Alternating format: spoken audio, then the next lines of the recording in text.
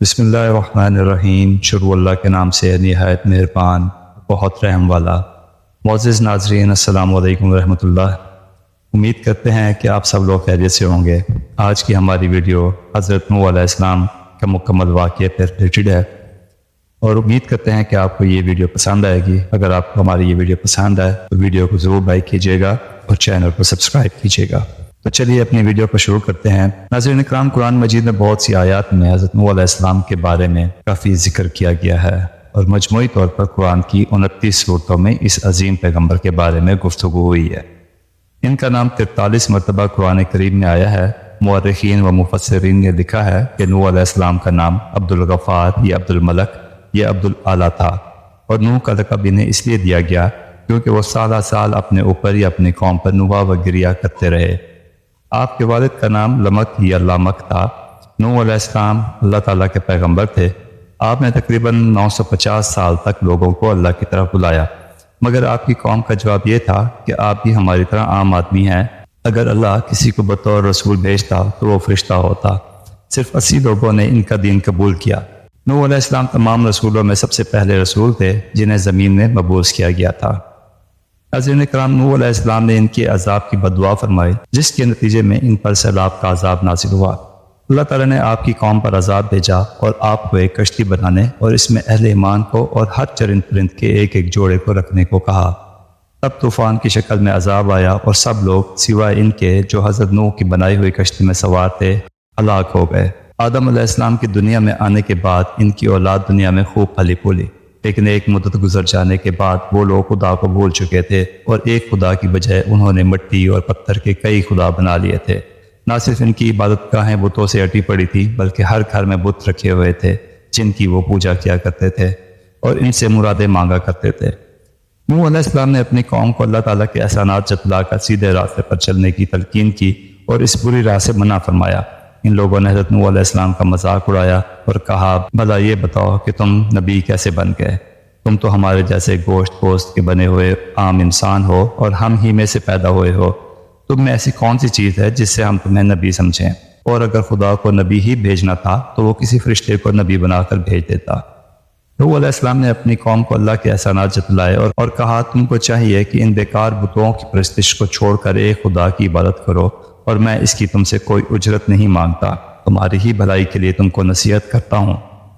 نوح علیہ السلام نے کوئی 950 سال تک اپنی قوم میں واعظ و تبلیغ کی اور کوشش کی کہ وہ خدائے واحد کے سچے پرستار بن جائیں، مگر ان پر ان کا کوئی اثر نہ ہوا، بلکہ حضرت نوح علیہ السلام واعظ فرماتے تو یہ ان کو مذاق و مستی میں اڑانے کے لیے کانوں میں انگلیاں ٹھوس لیتے تاکہ ان کی آواز کانوں میں نہ پہنچ سکے۔ صرف چند لوگ تھے جو آپ پر ایمان لائے اور قوم کی یہ سرکشی اور نافرمانی دیکھ کر نوح علیہ السلام نے اپنے رب کو پکارا کہ اے اللہ، میں تو اس قوم سے تنگ آ گیا ہوں، اب تو ہی ان سے بدلہ لے لے۔ حضرت اکرام، اللہ تعالیٰ نے حضرت نوح علیہ السلام کو حکم دیا کہ ایک کشتی بناؤ اور یہ بھی حکم دیا کہ دیکھنا اب کسی کی سفارش نہ کرنا، اب ان پر ضرور عذاب نازل ہو کے رہے گا۔ حضرت نوح علیہ السلام نے خدا کے حکم کے مطابق کشتی بنانے میں لگ گئے۔ جب آپ کشتی بنا رہے تھے تو قوم کے لوگ اس کا بھی مذاق اڑا رہے تھے، تانے کس رہے تھے کہ کل تک تو تبلیغ کر رہے تھے، آج تم بڑھائی بن گئے ہو۔ کبھی کہتے کہ کشتی تو بنا رہے ہو، لیکن دریا کہاں سے لاؤ گے کشتی کو چلانے کی؟ حضرت نوح علیہ السلام اپنے کام میں لگے رہے۔ جب کشتی بن کر تیار ہو گئی تو خدا نے حکم دیا کہ اپنے اہل اور ان لوگوں کو کشتی پر سوار کر لو جو مجھ پر ایمان لے آئے ہیں، اور ہر جانور کا ایک ایک جوڑا بھی کشتی میں رکھ لو۔ ناظرین کرام، جب سب لوگ کشتی میں بیٹھ گئے تو خدا کے حکم سے زمین کے سوتے پھوٹ پڑے اور اسی کے ساتھ موسلادھار بارش بھی شروع ہو گئی۔ زمین پر پانی بڑھنے لگا اور حضرت نوح علیہ السلام کی کشتی پانی میں تیرنے لگی۔ پانی بڑھا تو حضرت نوح علیہ السلام نے دیکھا کہ ان کا ایک بیٹا جس کا نام کنعان تھا وہ بھی پانی میں ڈوبنے لگا ہے۔ آپ نے اسے آواز دی کہ ابھی بھی وقت ہے، آ جاؤ تاکہ خدا کے عذاب سے بچ سکو، مگر اس نے جواب دیا کہ آپ جائیں، میں کسی پہاڑی کی چوٹی پر چڑھ کر اپنی جان بچا لوں گا۔ پانی تھا کہ تھمنے کا نام ہی نہ لیتا تھا۔ دنیا کے نافرمان اور سرکش لوگ اس سیلاب میں فنا کی گھاٹ اتر گئے اور حضرت نوح علیہ السلام کی کشتی جودی پہاڑی کی چوٹی پر جا کر ٹھہر گئی۔ اب خدا کے حکم سے سیلاب تھم گیا اور زمین نے سارا پانی اپنے اندر جذب کر لیا۔ اب خدا نے حضرت نوح علیہ السلام کو حکم دیا کہ کشتی سے اتر جاؤ، تجھ پر اور وہ لوگ جو تجھ پر ایمان لائے ہیں ان پر ہماری رحمتیں اور برکتیں نازل ہوں گی۔ جو کہ اس طوفان میں دنیا کے تمام لوگ ہی فنا ہو گئے تھے صرف چند لوگ ہی زندہ بچے تھے، اس لیے حضرت نوح علیہ السلام کو آدم ثانی بھی کہا جاتا ہے، اور انہی کی اولاد اس وقت دنیا میں آباد ہے۔ ناظرین کرام، نوح علیہ السلام کے 3 بیٹے طوفان میں بچ گئے تھے جو کہ مسلمان تھے، اور ان کے نام حام، سام یا یافس تھے۔ مورخین کا نظریہ ہے کہ کرۂ زمین کی اس وقت کی تمام نسل انسانی کی بازگشت انہی تینوں فرزندوں کی طرف سے ہے۔ ایک گروہ حامی نسل ہے جو افریقہ کے علاقے میں رہتے ہیں، دوسرا گروہ سامی نسل ہے جو کہ مشرق کے قریب کے علاقوں میں رہتے ہیں، اور یافس کی نسل کو چین میں آباد سمجھتے ہیں۔ آذربائیجان میں موجود ایک مزار ہے جس کے متعلق آذربائیجان میں مشہور ہے کہ یہ حضرت نوح کی قبر ہے۔ اگرچہ قبر نوح کے بارے میں مختلف آرائیں ہیں، قدیم ماہرین فلکیات کے مطابق یہ طوفان تمام کرۂ ارض پر نہیں آیا تھا بلکہ ایک خاص خطے تک محدود تھا، جبکہ بعض اہل علم کے نزدیک یہ تمام کرۂ ارض پر حاوی تھا۔ زمین پر ایسے متعدد طوفان آئے جن میں سے ایک یہ تھا۔ عرب کی اس سرزمین کے علاوہ بھی بہت سے مقامات میں بلند پہاڑوں پر ایسے حیوانات کے ڈھانچے اور ہڈیاں باکثرت پائی گئی ہیں جن سے متعلق علم طبقات الارض یہ کہتے ہیں کہ یہ صرف پانی میں ہی زندہ رہ سکتے تھے۔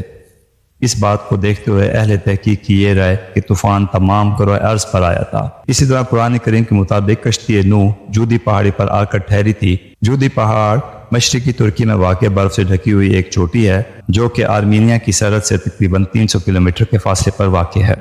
1977 میں ترکی کے اس پہاڑ پر کچھ مہم جوؤں نے اس کشتی کو دریافت کیا۔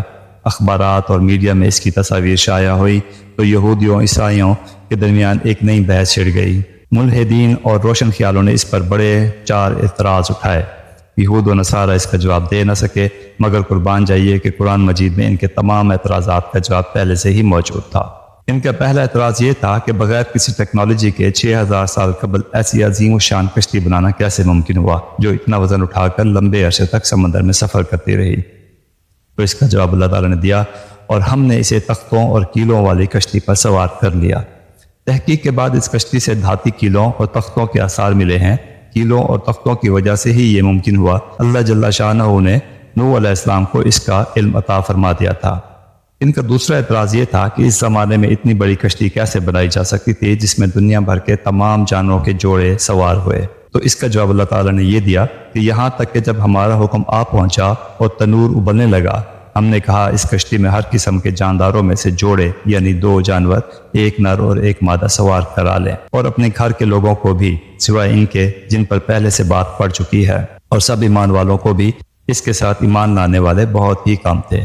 یعنی یہ کشتی کوئی عام کشتی نہیں تھی بلکہ بہت بڑی کشتی تھی۔ یہ کشتی 3 منزلہ ہے اور بہت لمبی چوڑی ہے، جس میں 522 ریل کے ڈبے سوار کیے جا سکتے ہیں، اور تقریباً 25,000 جانوروں کی گنجائش موجود ہے۔ اس لیے اتنے جانوروں کا سما جانا بالکل درست ہے۔ ان کا تیسرا اعتراض یہ تھا کہ اتنی بڑی کشتی اتنے عظیم طوفان میں بغیر لنگر کے کیسے تیر سکتی ہے۔ تو قرآن مجید میں ہے کہ نوح علیہ السلام نے کہا اس کشتی میں بیٹھ جاؤ، اللہ ہی کے نام سے اس کا چلنا اور ٹھہرنا ہے، یقیناً میرا رب بڑی بخشش اور بڑے رحم والا ہے۔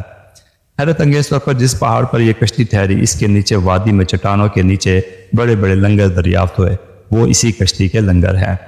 ان کا چوتھا اعتراض یہ کہ ایک لکڑی کی کشتی اتنے لمبے عرصے تک ایک پہاڑ کی چوٹی پر کیسے باقی رہی۔ تو اللہ تعالیٰ نے فرمایا، اور ہم نے اسے اہل دنیا کے لیے اپنی قدرت کی نشانی بنایا ہے، تو ہے کوئی نصیحت حاصل کرنے والا۔